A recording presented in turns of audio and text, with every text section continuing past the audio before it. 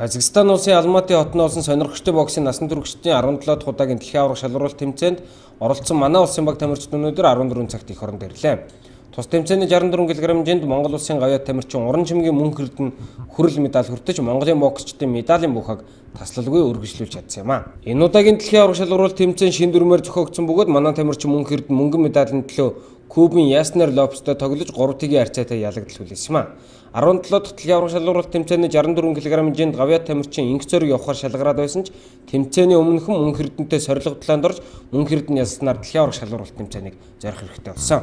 Гавьяа тамирчин мөнх эрдэнэ эхний тойрогт хийж дараагийн тойрогт Туркменстаны тамирчны 3 тгийн арцаатай оноогоор ялаад улмаар дараагийн тойрогт Болгарийн тамирчин 3 тгийн арцаатай буулга авснаар шүвгийн амж шалгарсан.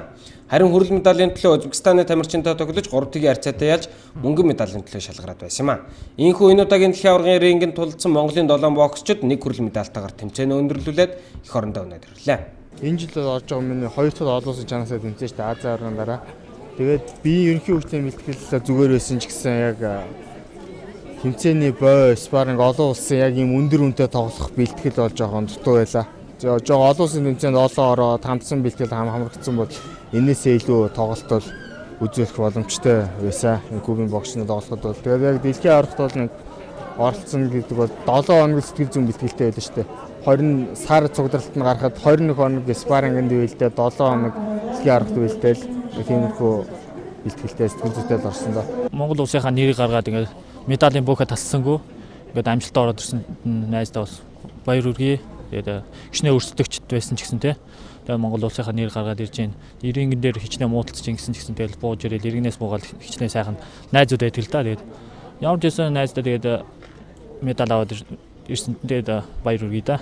Одоо бас нэг дэлхийн аварга шалгаруулалт тэмцээнд дуусцсны дараа бас танд өөрийн зүгээс хэрвээ би явсан бол гэдэг бодол бас төрж өгөөд. Ер нь тэгээд нэг сүртэй тийм бодол төрөөгөө. Хэрвээ би явсан бол энэс илүү амжилт гаргах байсан юм билүү? Айсгүй бол медаль авахгүй бүр хожигдох байсан юм билүү те? Мэдхгүй шүү дээ те. Тэр өдрийн тэнгэр мэднэ гэж те. Тэгээ ямар ч байсан тэгээд мөнхөрдийн явсан. Тэгээ медаль аваад ирсэн. Тэгээд Монгол улсынхаа нэрийг гаргалаа тэгээд ямар ч гэсэн найздаа баяр хүргье. Нүүн ахын дэс та бүгдтэй бас тэмцээний үеэр сэтгэл зүрхээр нэг дэмжиж ирсэн та бүгдтэй бүгдээрэнд нь хайртай шүлгэж хэлээ.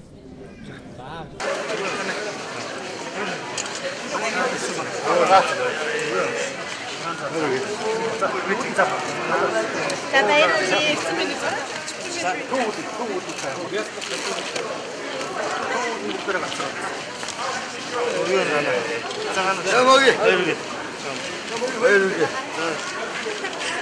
Ой,